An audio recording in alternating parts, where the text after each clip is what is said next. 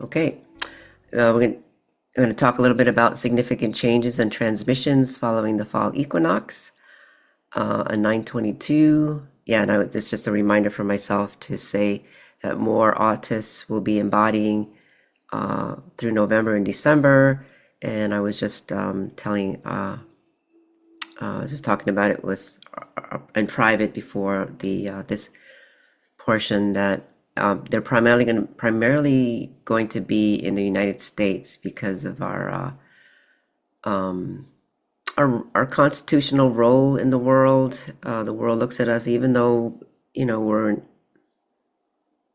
kind of have a lot of drama going on in our own country here, but that they're going to be embodying and the energy that they're going to be radiating out uh, in the world. So right now I am seeing some other ones in other parts of the world, continents. I see one in India, a couple of kids in Sri Lanka, one in China, a couple of them in China, in Russia, North Korea even, Australia, some in Australia in that southern hemisphere, Chile, Venezuela, I'm even getting Bermuda.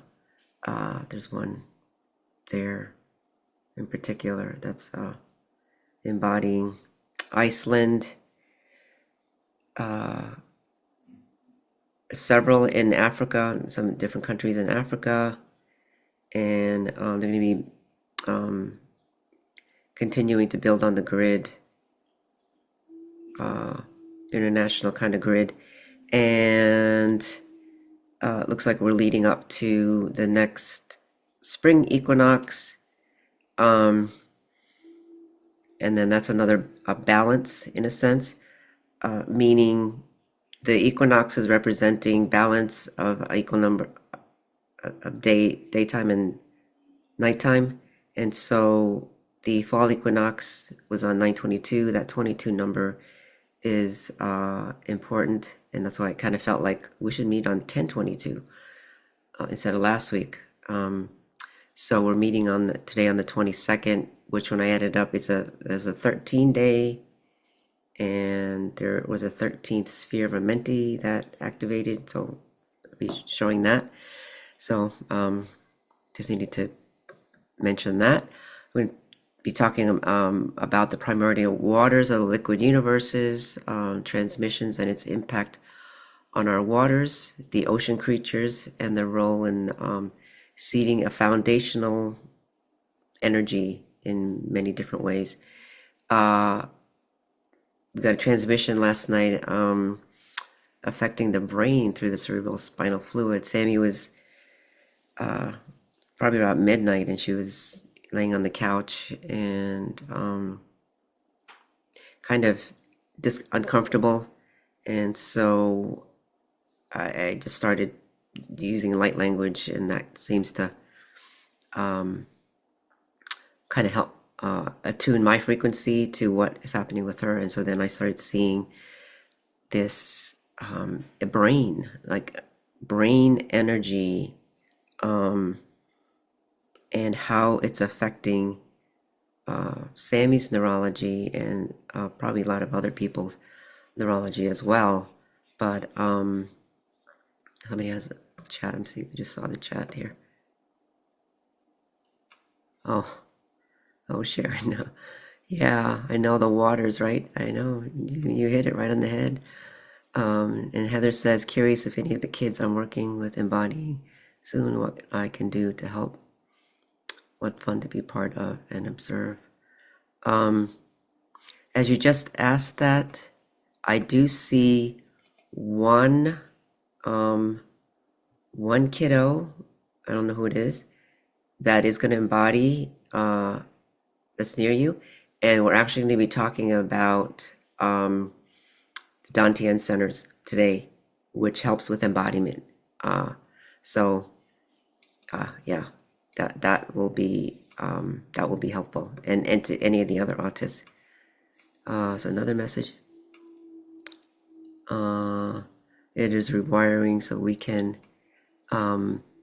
be free of the false energetics. Yeah, exactly. Yeah, the how these waters, affecting our cerebral spinal fluid, in the brain, and even in the venal cavity. I was seeing things happening in my brain. So yeah, Melena says Lucy's drinking more water and eating ice cubes as needed. Yeah, exactly. The water right now, waters are very, very important. No matter, I feel like if you energize your water, I mean, we don't have to get too crazy about what kind of water. These primordial waters are washing lots of the waters. And, obviously, if you can drink some other kind of bottled water or tap water, and instead of tap water, as you all know, that's obviously better. But much of what's happening is going to start to just clear out stuff. I mean, yeah, wait till we get more into this. I mean, it was like, it's amazing.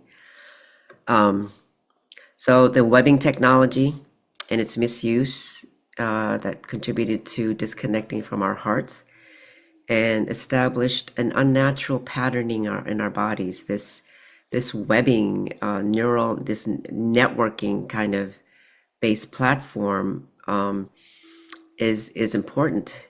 And these arthropods, the fallen arthropods, if you watched that video that I had shared about the cosmic arthropods, that they gave away their tech. This is their technology that they gave away, or and this is according to the Stellar Nations material. And I'm still new to Stellar Nations material. I have the two books, and it's mainly about the Milky Way, the history of the Milky Way galaxy. But I do feel like there's some good information because I feel like they're about the star, our star families, and kind of how we distorted these rays of the cosmic, what the cosmic human was supposed to be. And so the cosmic arthropods is even, I just call it a ray that is part of the cosmic human, and it's a part of our body. It's, we can embody that. And I've been experiencing that myself for the past few days, is embodying this cosmic arthropod nation, as they call it. But there was a very clean, pure transmission of the unfallen cosmic arthropods. So I'll talk about that. And revisiting our Dantian centers and the Tri-Une Arc, if some of you are new to that terminology. If you started with us back in like 2022, early 2021, late 2021, 22, there was lots of talk from Sam about the Tri-Une Arc, and we had these drawings and all these things, and making more sense of what that means. So I'll be showing the Tri-Une Arc again later on, and then the Dantian centers, how many we actually have, talking about the spiritual essence outside of time and space, beyond the quote 18th dimension, let's say, that's coming through. And this is a pure aspect of our the totality of our essence that wasn't all completely here. And so the alchemy of the nine, the number nine of completion, and when that comes to embody into us, the impact that's going to have. So it's all coming together. All right. So the intention of the meditation is going to be to reconnect with our star families. I mean, when I listen to sound bites and pieces of what other people are talking about, people are talking about reconnecting with the star families. And again, in this galactic round that we've been through, we likely have had all experiences of being the victimizer and also the quote victim, the perpetrator, let's say, uh, and their misunderstandings is my feeling, or working out what it means to be an expression of the God creator, you know. So in the Stellar Nations material, that's kind of what they're talking about. They whether those exact stories that they talk about of, you know, the dragon races betraying the great felines, and then the great felines then attack the bear nations of Christ consciousness. Um, Whether the exact stories are true, but they're kind of allegories, mythologies in a sense, to elicit a lesson, right? So that's my current understanding of it. That's how I would interpret it. So there's a lot of deep wounds that are within us, and maybe in the flesh, and there's personality traits, subtle personality traits that we may be carrying that, again, maybe may come up in your awareness. So it's sort of like what Sharon was saying before before we started the presentation, that it's not like you have to focus too hard on it, but it may come up in your awareness of, oh gosh, I'm running this personality trait which has a thinking pattern to it, you know, that then keeps me in an old loop, you know, let's say.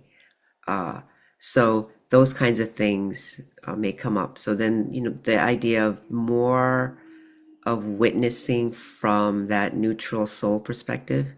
You know, we don't have to beat ourselves up or play the blame game and the shame game, but allowing that to arise within us. So it's like another level of exorcism in the flesh. Because if our DNA has been disconnected, and, you know, whoever did that, you know, we may have been part of creating that ourselves, you know, at some point in our souls, um, that it was to have a denser experience in the flesh. So those things are held on to cellular levels, genetic levels, lineage patterns, you know. And so it's getting easier. It's gotten easier and it's getting easier to free ourselves of that so that we can rise again um, into a totally into the cosmic human that we were designed to be. Now, obviously, that's going to take, I don't know how many years. Each of us will be different. I don't know. But we're going to be doing that. But part of the meditation will be to help to clear that and heal that. Open all gates that we have access to the primordial living waters, and allow it to cleanse the waters of our body. You know, all the fluids, the blood, the lymphatic system, the cerebral spinal fluid is accessing all of these primordial living waters. We're going to be strengthening the Dantian's power centers to support our embodiment. And I've been talking about 5 Dantian centers. So most people have only talked about 3, but we've been kind of slowly working with 5, and I haven't brought it into any of our meetings for a while, but so it's a process. But the 5 Dantian power centers, and then a connection with the Tri-Une Arc, which is like an 18-dimensional chakra system. We're going to dissipate, dissolve, clear, absorb all artificial web coding in our bodies, and activate Mother's White Dragon digital codes to create the new fractal network in our bodies.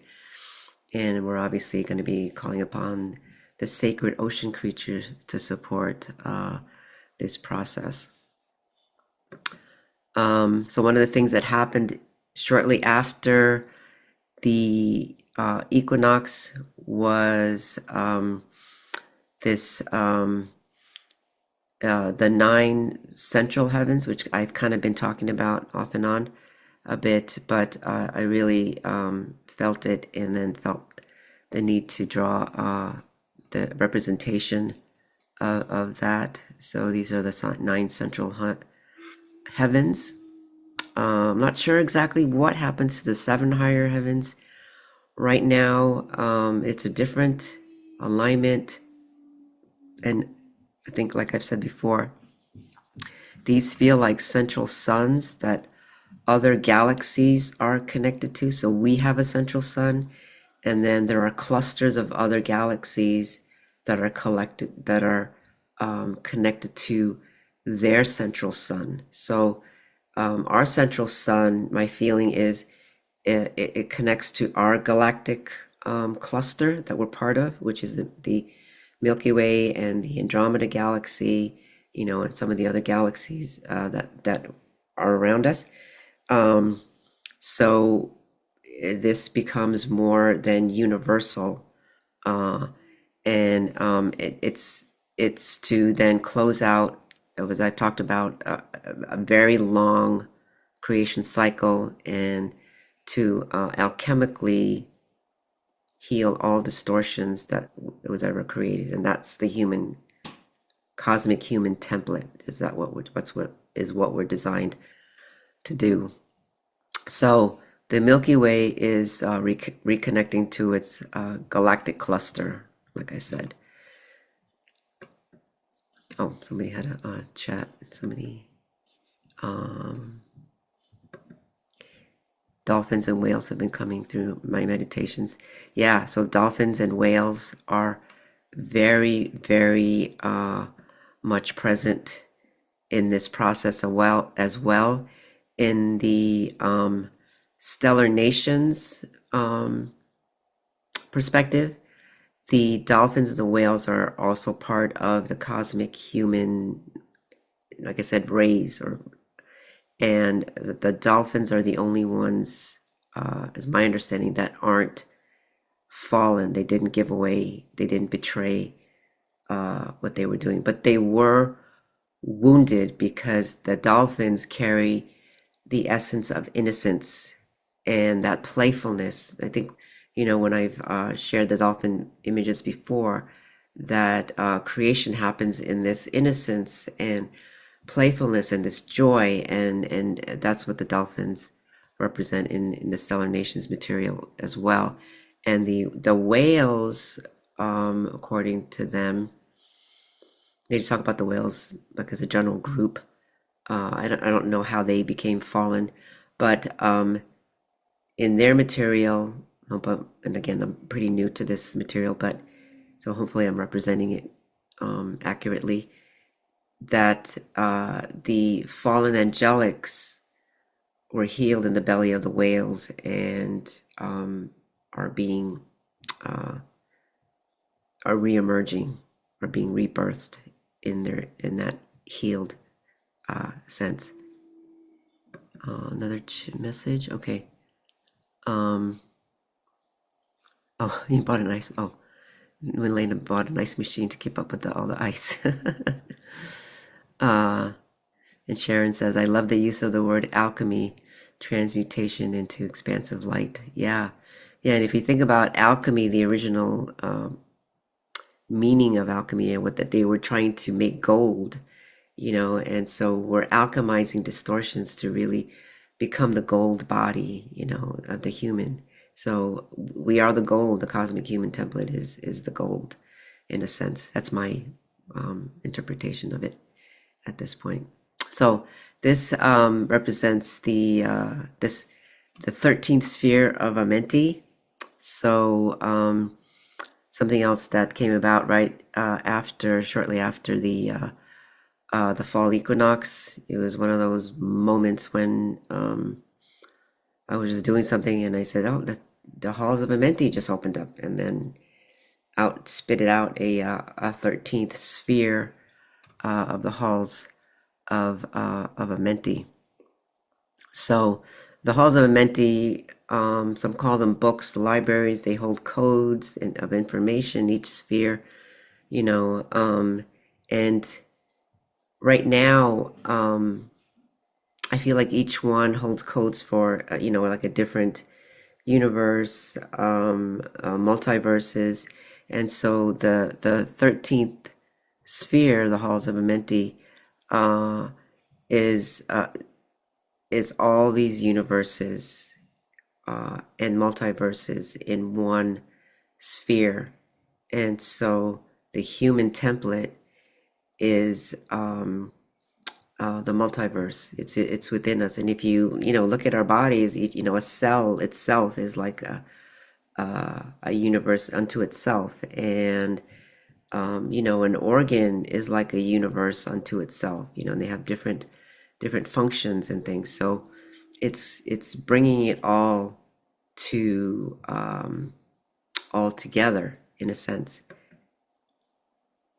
Yeah, that it represents these universes and multiverses.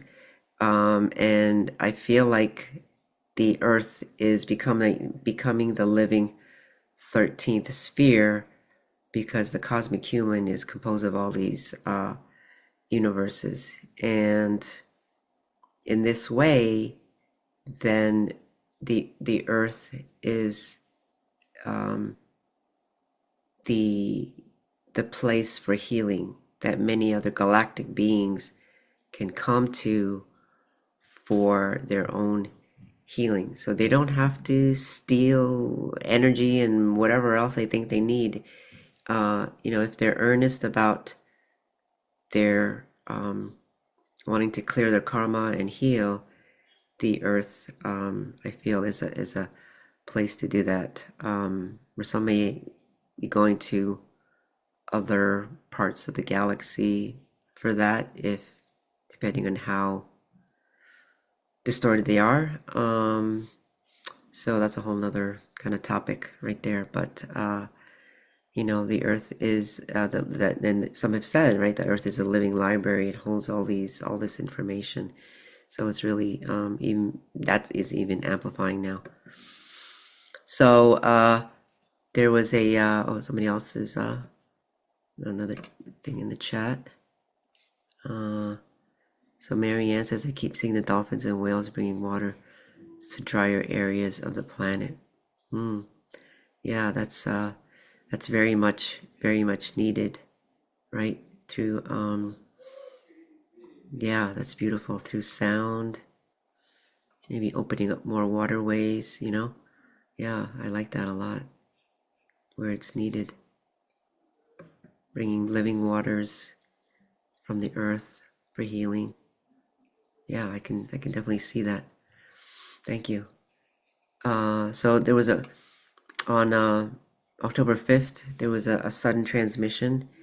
Very high pitched sounds. I didn't realize what was happening, and Samantha got really, really agitated all of a sudden.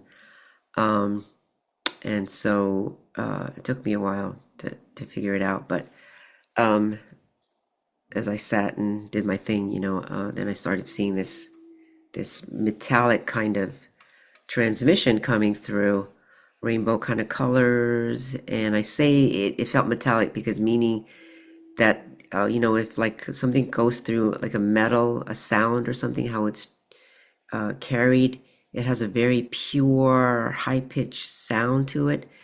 And so this sound was very disruptive to Samantha because it was very high pitched, and she could hear before I even knew about it. And then it felt like it was going through, and I knew that it was cosmic arthropod because I kept seeing the word cosmic arthropod, cosmic arthropod, and it just felt very clean.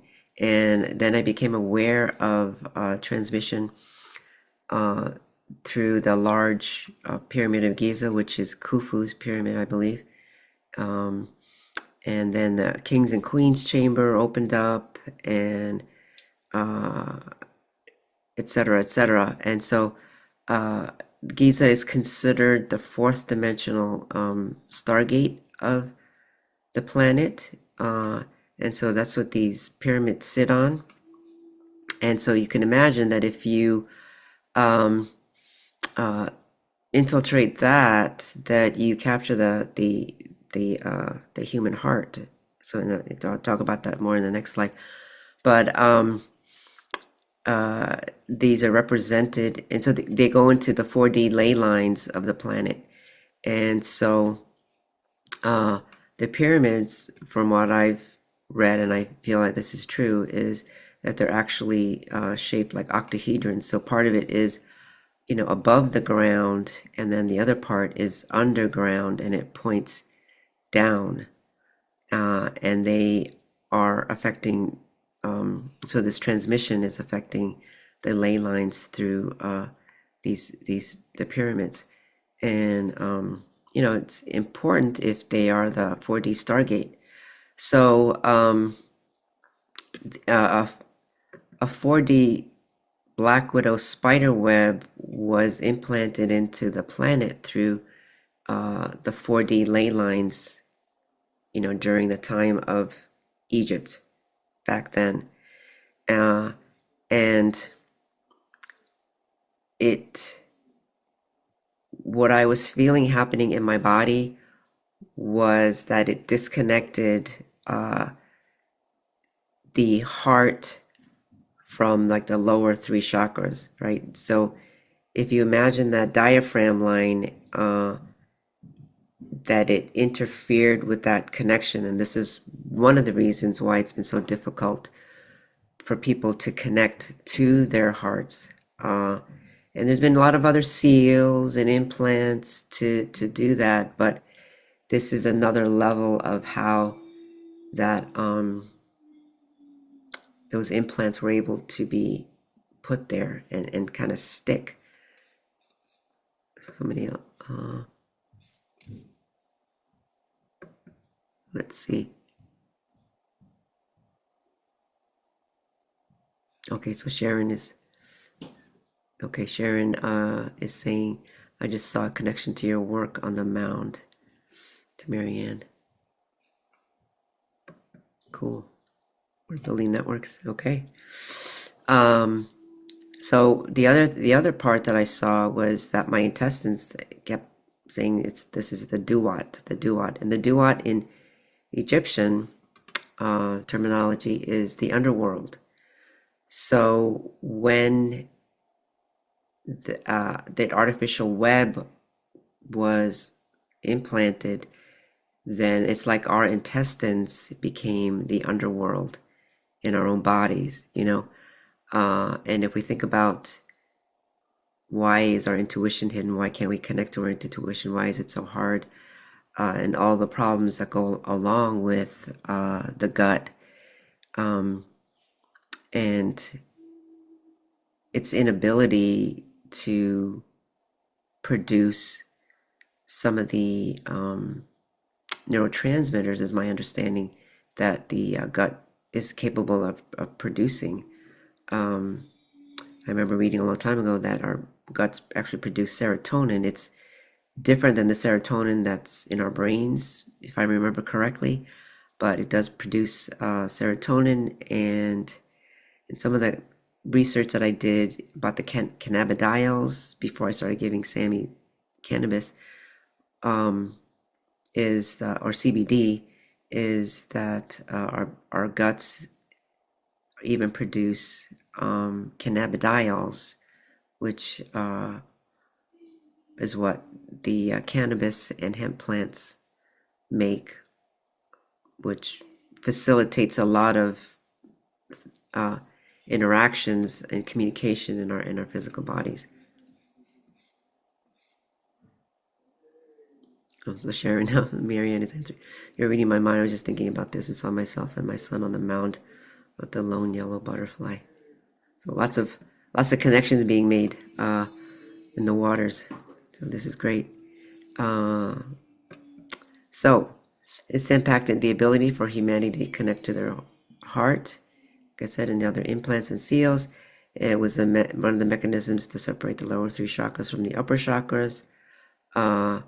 And this webbing has like a sticky feeling to it. And I was getting the sense that Sammy was telling me that this is what makes it difficult to clear out parasites and other unwanted microorganisms in the body, even let's say kind of quietly, other artificial life things that is being spread around, let's just say, um, put into things and put into waters, and let's say maybe.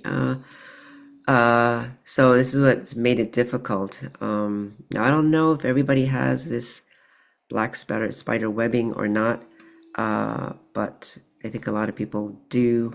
2/3 of the population, roughly. Um, so according to Samantha, we're going to get a pulse from the 17th dimension, which is a this dissipating pulse to dissolve this webbing in our body. So we're going to be working with that today. But it also feels like there will, at some point, there will be a natural kind of pulsing coming from the 17th dimension that is going to do that. I'm not sure exactly when that is, but we can lay the foundation or for that to happen. So a beetle also came to my awareness as I was reading about, Egypt and the king's chamber and things like that. I'm not an expert in, Egyptology at all, but like I said, I end up having to do some reading and research, and I can't always remember what I read. I mean, some things that you read aren't the same from one website to another. But they said that when the Egyptians were buried, a beetle made of stone was often placed over the physical heart. And one website said that the heart organ was actually removed, and then a beetle made of like a crystal or stone was placed over it. And it was to protect the heart of the deceased for the afterlife journey. So I thought, well, that's interesting. They kind of knew there was something not good going on. So somebody else in the chat, it might still be the same chat, I don't know. Sharon says goosebumps. Oh, I'm glad. Yeah, a lot going on. So cephalopods and arthropods, right? I started with cephalopods because the octopus is a cephalopod, and they're not quite the same as arthropods. I was trying to figure out what, the difference is. In the Stellar Nations material, because they only have the cosmic arthropod as part of the ray. And when I asked in one group, the woman said that cephalopods are part of the arthropod, cosmic arthropods, because they have 8 legs, or the octopus. And I'm like, yeah, I don't know. I kind of feel like there's something different about the octopus. But anyway, that's just neither here nor there, but that's just an FYI. So cephalopods are considered, which are mollusks, and they include squids, octopus, nautilus, and ammonites.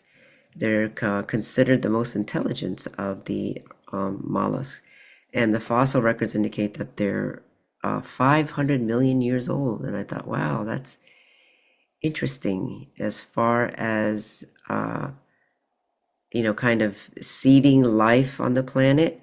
Now, it's probably older than 500 million years, because I don't know that our dating technologies are accurate, but it's old. They're old, and they seem to be some of the first living beings on the planet. So they develop sucker-like tentacles. They have camera-like eyes. They're color changing, so they can disguise themselves, and they have other complex learning behaviors. Whereas the arthropods, they include lobsters, crabs, spiders, mites, insects, centipedes, and millipedes. So these are, land and ocean kind of living beings. So they comprise about 84% of all the animals are in this arthropod phylum, but from what I remember, they're not as old as the cephalopods. I think I read like 100 million years. Like I said, I read some different things and then I don't always save, because these things kind of pop up fast, and so then I'll just research it quickly and read about it. So I didn't save everything, but some of this information is from the Britannica.com and Cephalopoda. This is from the Berkeley site.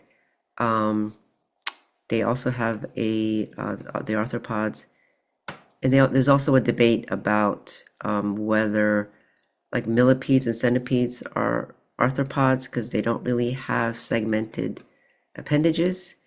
So some scientists seem to feel, evolutionary biologists seem to feel that they belong to a different, category or phylum. Um, but arthropod means, I guess, jointed feet.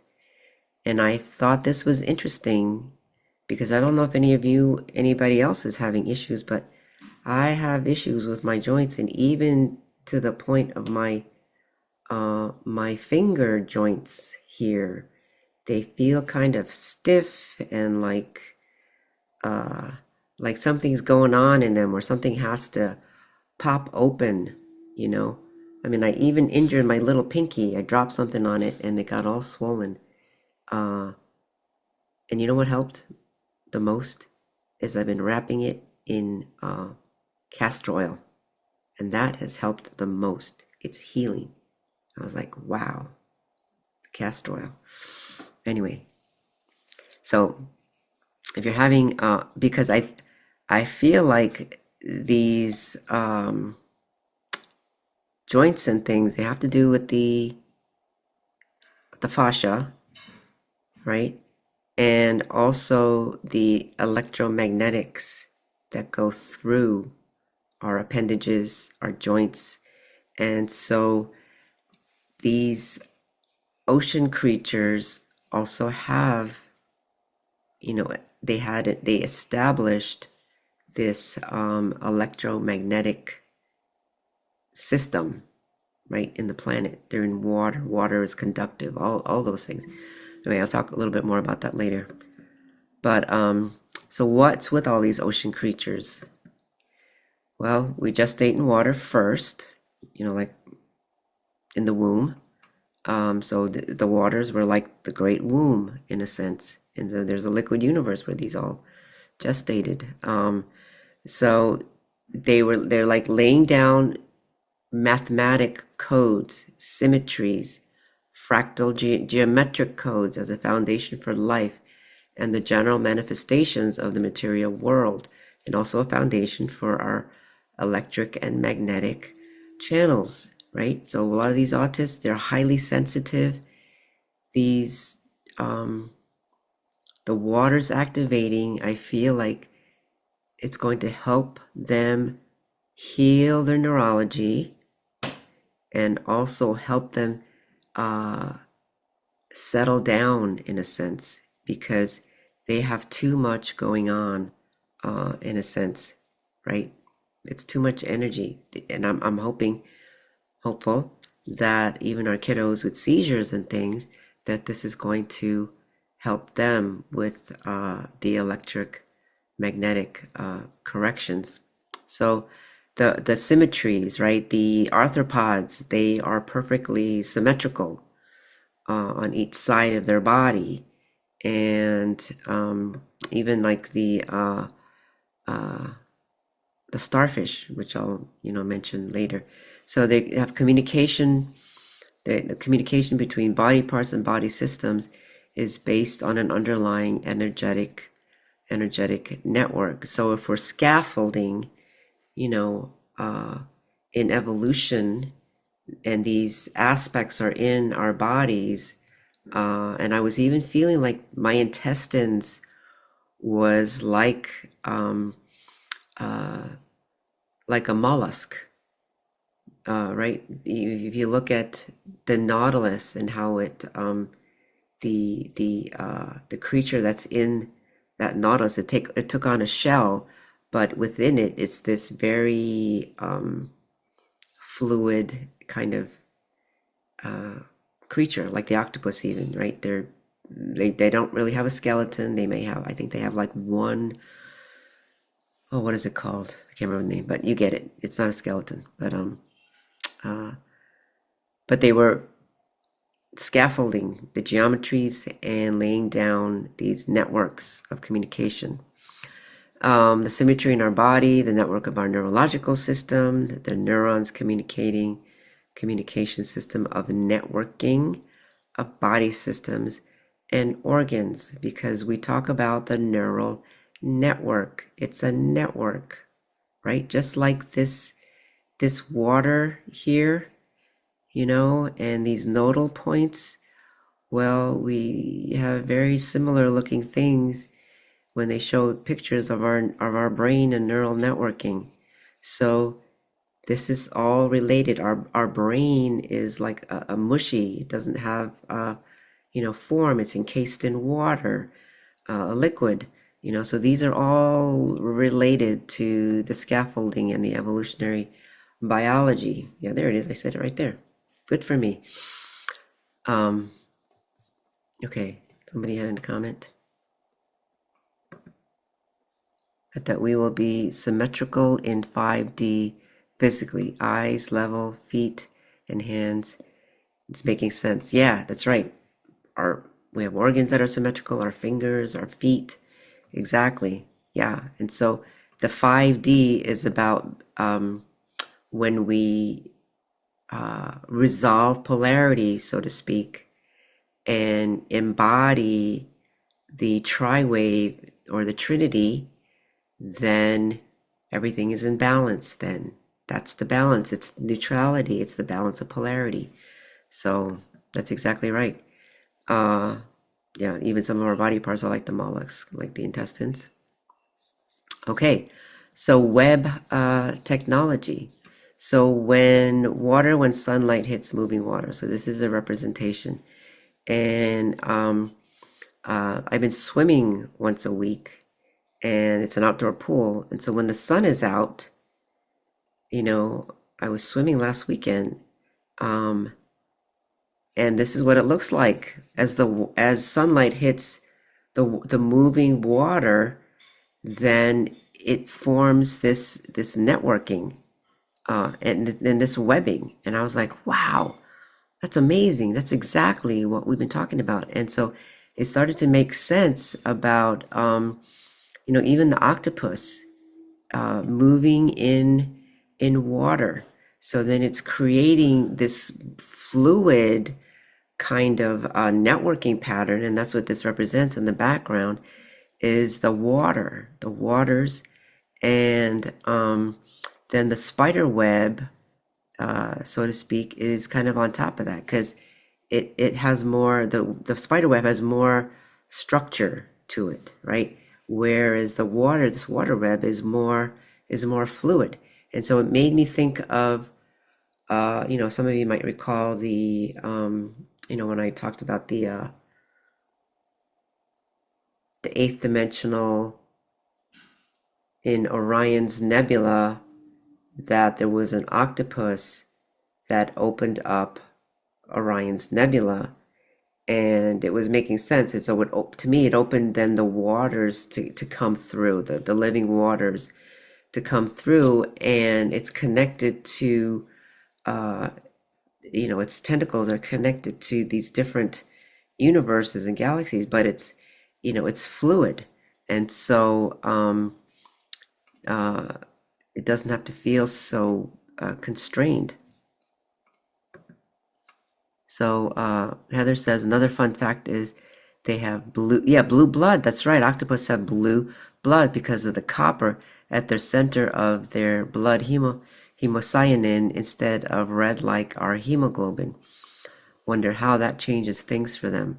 Copper. Yeah, right? I've heard some inner earth and more evolved beings have copper-based blood. Um, yeah, I that thought has come to mind too, because copper, I don't know if that means someday we'll have blue blood. I have no idea. But copper, is known, at least from what I've read, that it's a good conductor of life force current. So, you know, it's all related somehow. How exactly? I'm not sure, but yeah, that's right. It's octopus have blue blood because of copper. Yeah, thanks, Heather. I forgot about that. So many things to remember when I do these.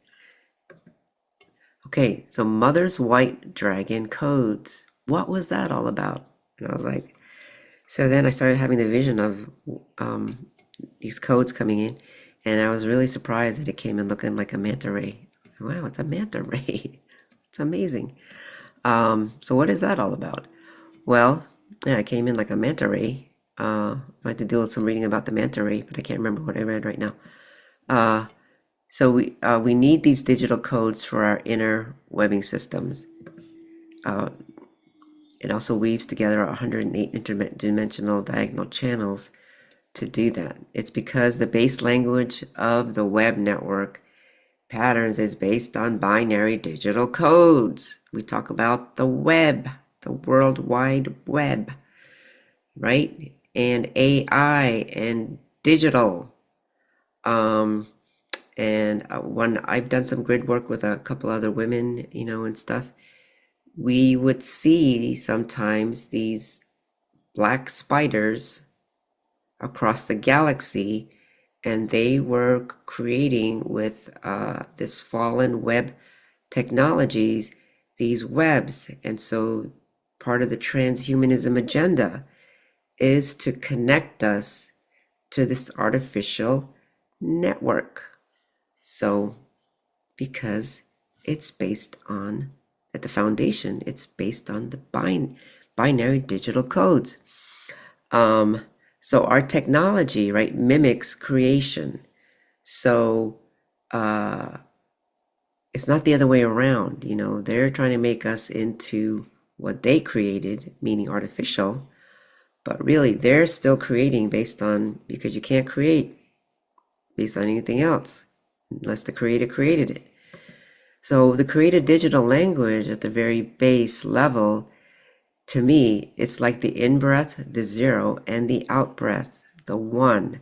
That is the organic digital language.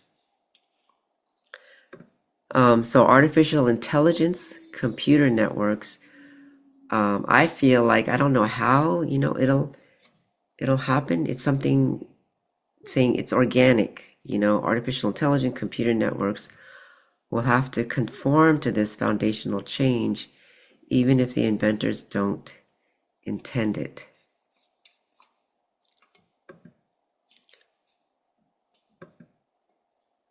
Marianne says, wow. Yeah, that's what I thought. I was like, oh my gosh, that's what that's about. Yeah, digital. You can also think of it, the digital at the very foundation, right? It's the electric and magnetic. Magnetic draws in, the electric goes, it sends things out, it moves things.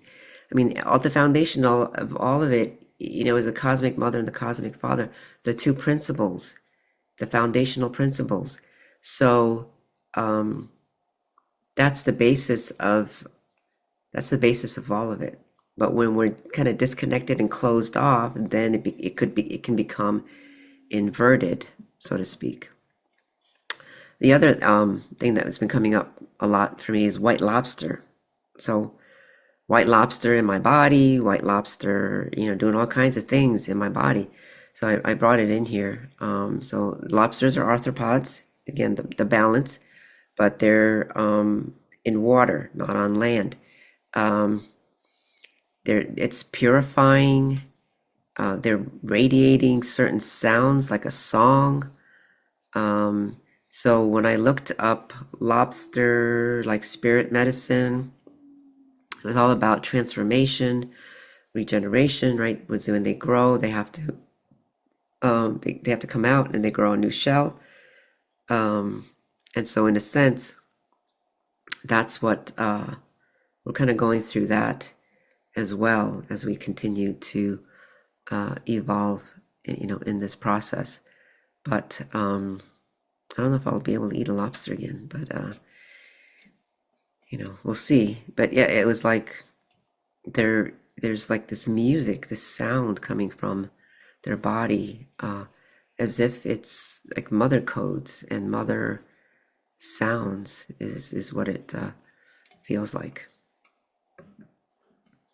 So the pure webbing technology. So this is what this is based on, is the purified cosmic arthropod. And so Lola is weaving this new web, and I don't know if it does other things, but for me it felt like it had to do with our neural networking, our thinking pattern, because that's one of the biggest obstacles to making change, is being wired to our old thought patterns, the same thought patterns over and over again. So that's what it feels like. So as this healing waters are coming through, and then we're able to have more healed thoughts, then this web can help us create new thought patterns. So and then the thing about webbing is that it creates the 108 diagonal channels. We have 108 primary diagonal channels, and they all have to weave. And so the webbing technology even is to help us weave these interdimensional diagonal channels, which actually becomes our fascia, the lymphatic system, the neurology, the what else is there? The blood vessels, right? Our circulatory system. So it's important for all of that. So the sea star, or I forgot the other name of it, is an asteroidea that belongs to that order. I don't know, phylum. I don't know what the right word is. And it has the asteroideas have a radial symmetry, and this one is patterned like the human body, the star human, right? So, in a sense, it was seeding that star pattern of the star human. Now we also see flowers that have 5 petals. So these are like the primordial kind of seeds for the seeding codes and the fractal mathematics for these things. So the octopus, I wanted to bring the octopus in because I feel like it's very important, and also in the meditation. It's incredibly intelligent, and flexibility is part of its spiritual totem. The 8 legs, to me, signifying the alchemy of the 8, again, which resolves all polarity physically. And their octopuses also are very flexible, they're adaptable, and so kind of in that sense giving us the flexibility. They're highly sensitive, they can read their environment. So as we go through these revelations in the next year, and the unpredictability of what could happen, to be flexible, that we have our senses, so it's going to expand our sensory system, and help us to navigate through living waters. So maybe if we imagine that we are in the living waters now, and we can adapt, and we can be flexible to whatever may be thrown at us, that we are here to do this. It's kind of the reminder to me. Somebody else had a... Roseanne said the LifeWave patch activates a copper peptide in the body. Oh, which then activates stem cells. Lobsters don't age, they are immortal. the video I shared on light water goes into all this and how it raises consciousness. Oh, I have to watch that. Yeah, I'll share it. And yeah, Roseanne is working with the LifeWave company, and I've had the LifeWave patches myself, and somebody on Facebook just had posted that that she was using the LifeWave patches for a year and a half, and now she no longer needs glasses. So I was like, wow, I used them for my dog because he was getting constant ear infections, and I feel like they really helped. So I'm not really using them anymore. He seems to be better. So I've been trying to use them on myself, but then um, the uh, the patches they stick on. You're supposed to stick them to your skin. And they would give me a rash, but Roseanne said, yeah, we can put them on our clothes, but then I would forget them. But she said set a timer. I was like, oh, duh, yeah. So I'm gonna give that a try again. So thank you for that. That's very, very good. And I'll share the video. Oh, she's sharing the video right here. If anybody wants to grab that, but I'll share it. I'll share it as well, uh, so that you can watch it. This LifeWave patch, because they're. My understanding was that they're like these tiny, tiny crystals in them that are programmed, and I didn't know that they had a copper peptide. Oh, they activate a copper peptide in the body, which activates stem cells. That's good to know. I didn't know that. Again, there's the copper again. So thank you. Yeah. Okay. Yeah, I will share that. I will share that video with everyone in the group as well. So yeah, really exciting things. And they're coming out with LifeWave is coming up with some kind of water, right? Water thing that's supposed to come out in January, and I think the video talks about that as well. So you know, they're likely using the primordial waters, and Roseanne, yeah, if you want to share, my images with the waters, and these octopus with the living waters with um yeah, she said that's correct about the water technology, right? With LifeWave, I would be honored if they're interested in using it to help program their things, So just an FYI, because I think Heather used them for her plasma water stuff. There's some of the images in her lab for the plasma water technology that she creates. And I have my necklace on. I've been wearing my necklace every day. Plasma waters that she programs. So another. Okay, yeah, thank you. Yeah, so any of these, images that in the waters, the living waters. Oops. Okay. So next slide. The Dantian Center. So we can keep moving on. Yeah, Dantian Center. So what the Dantian Centers? They're the anchors for our soul and spirit to anchor to in the body. So that's embodiment. So in the past, I know I had a different diagram, and I think it was a little confusing in what I was calling them. So I was guided to change the names so that we wouldn't get so confused. So the term higher self or soul connecting to body, but in a sense, we're connecting to an even higher self now. So the higher self, right, would be considered the soul. That would be, I would say, what we've been trying to connect to is the high heart at the eighth dimensional level. But now we're going even beyond that. So a higher self, let's say. And now for some, like Samantha, might be connecting to a higher self, right? And again, these are essences that we've never brought through before, like an aspect of us that's remained pure. And so these other spiritual aspect that was sent through, let's say the Milky Way galaxy, to have all these polarity and galactic experiences, to work out what it means to be human, right? To be the cosmic human.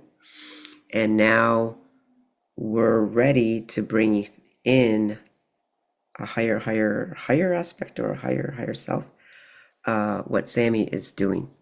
So the functioning of these Dantian centers are pivotal for our embodiment, particularly for our autists. So let me look at one more. Yeah, so Heather says, yes, I print your latest images to hang out with the plasma jewelry before they get mailed out. So yeah, thank you. Yeah, I appreciate that. Yeah, like I said, I wear mine. I've been wearing mine every day this week. I felt like, well, I need to wear it. And I have earrings too, from Heather.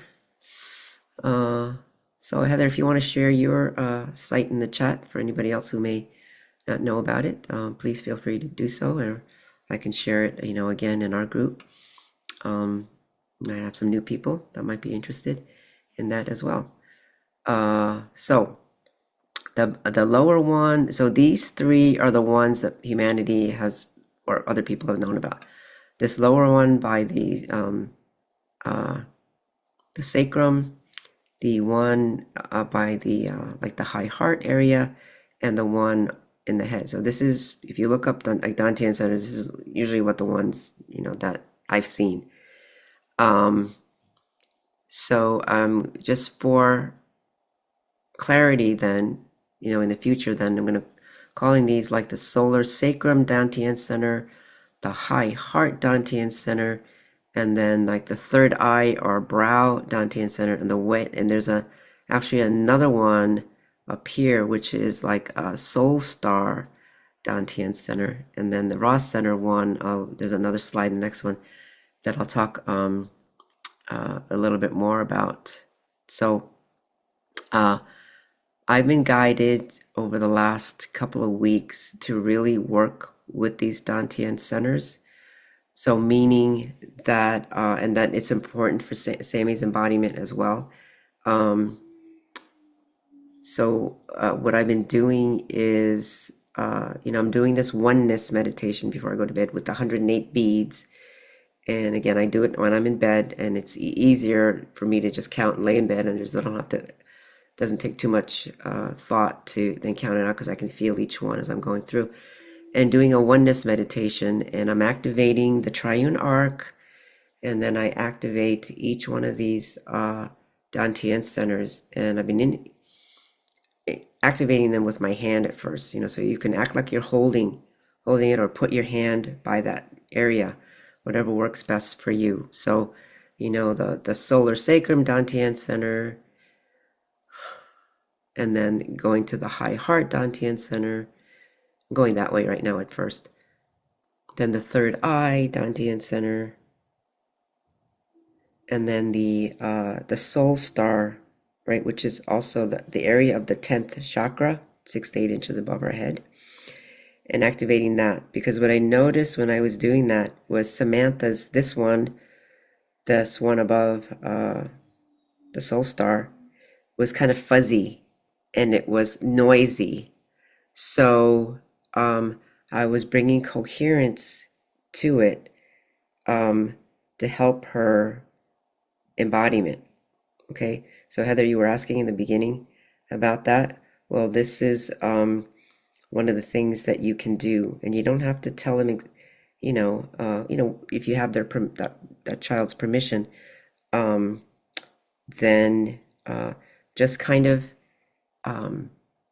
seeing it in yourself, seeing it in yourself, and then ask them to kind of mirror that, gradually, so that they can do it at their own comfort level. And other autists, and Milena, if you want to share this with your group that you work with all the moms and stuff, then please feel free to do so. And I'm happy to do that. Actually, I don't know, it just came to my awareness that if you want me to come into one of your classes and share it, I can do that as well. No, I just popped into my head. Lucy's telling me, why don't you come in and do? Okay, so so you can practice that, and just do it for a week, once a day, and see what happens, So the other Dantian center, the one here by the still point, where's the other one? I think I messed up the order of the slides. Okay. Which way should I go? All right, I think I should go back. Okay. How do I go back? Yeah, okay. All right, that'll be the next one. But the Merkaba. I this is a Merkaba, and I just put this one in here to as a demonstration of what it should look like in a sense. So the Merkaba is two tetrahedrons. So this is the tetrahedron right here. Okay. And in Platonic solid language and the elements, it represents fire, the tetrahedron. So we have two tetrahedrons. Well, the Merkaba is made up of two tetrahedrons. So if you're female, the bottom one, the point will point out front. And the top one, which is masculine, this point, as you can see behind this woman, right, is in the back. It points backwards behind you. So that's the male configuration. That's the female. This is the female configuration. The male configuration, then this Merkaba, the top tetrahedron points out. So you would see this point out, and this bottom Merkaba, this bottom tetrahedron points behind. So that's the male and female configuration. Now, I know there's people that object to the Merkaba and they're not using it anymore. And, I understand this is from this Merkaba that we've seen is from like the Metatron's cube and things. And so people are like, oh, it's fallen. I don't want, I don't use it anymore. I've never traveled with it. I don't use it to travel. I never felt guided to do that. So I don't do that, but this is a different Merkaba that's emerging now. And I just wanted to show you because the raw center Dantian is centered right at the middle here. And we'll talk more about it at the next slide. And it's the fire of the father and the mother that ignites us. And as we embody more essence of ourselves, we're going to it's going to activate, these fires are going to activate that, basically the essence. It needs to be activated, and that's the activation.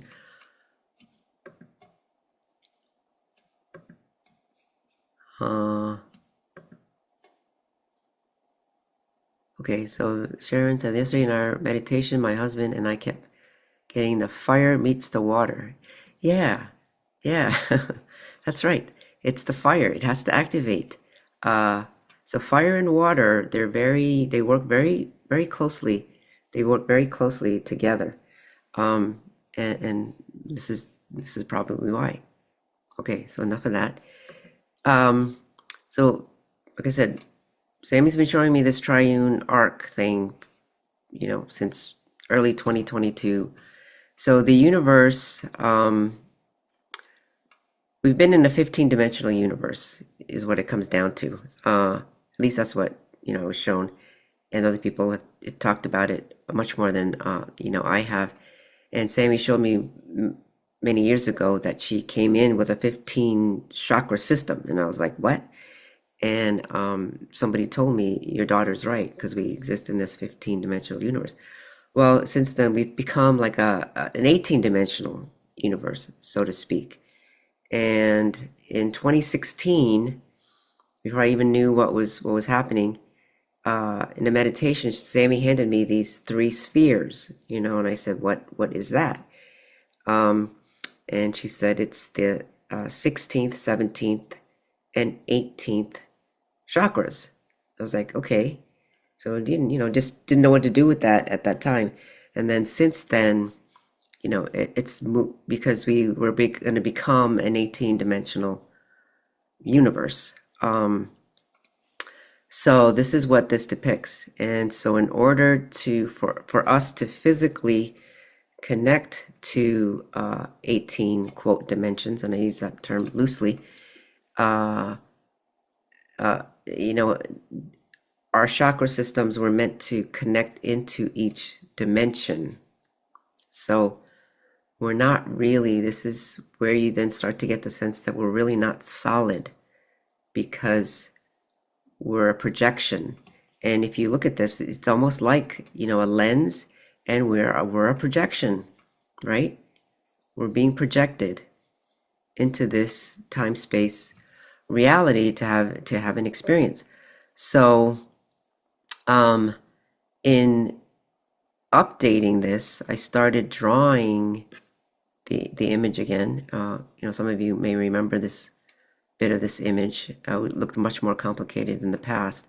So this is the father arc gate, and this is the mother arc gateways, right? And on this triune arc is the 16th, 17th, and 8th dimension. So triune means 3 and 1. So this means that there's 3 of these dimensions. They are on this one arc. And so from beyond the 19th, 18th dimension, quote 18th dimension, let's say our essence out of time and space reality exists beyond this. So this breath, or the spirit essence of us coming through. And I even got the sense that like the mother and the father are really one, they operate as one. And so coming through, it's like they split off into 2 on the arcs. They're not really split, but they're I don't even like the word split. I don't know what else to call it right now. But they kind of split, but they support this human projection. So and this 18th dimensional breath then coming in, we're the 3rd principle. We are the Christ Sophia, right? So there's the Trinity. Now these pulses that I talked about from the 17th dimension, it's coming through and it's pulsating at the sacral area, but it's not direct. It's not like directly to the physical body. It's to our ether body. Okay? But then the ether body is like the double of our physical body. So then it translates to the physical in a sense. And then this would be where that raw center that I was talking about, where that Dantian center would be. So this is here. So that Dantian center is to hold that essence, and it also holds this Merkaba body in balance. So if we start working with this, or you start activating it, you might start to feel kind of more of that whatever else was there splitting the upper and the lower half of the body, you know, like what I was saying about the 4D black web. It may dissolve that well, it's going to start to dissolve that webbing in a sense. It will help dissolve it, but you might get like stomach symptoms and nausea and things like that. Just an FYI. There was another thing about this, you know. Yeah, so the 6th harmonic universe, which is 16, 17, 18, it connects us to dark matter, which creates the space. We've talked about that in the past, but I'll just quickly say, so otherwise all frequencies would blend together. We would blend together with this physical body form, would be blended with another physical body. Like we wouldn't have this individuation unless there's something that creates a space for this projection, right? So it's even like a musical note. What distinguishes it from another note? There's dark matter around that note that creates the space for that frequency, that sound, particular sound, to be able to exist in this reality. So that's what dark matter is. So we are literally in dark matter all the time.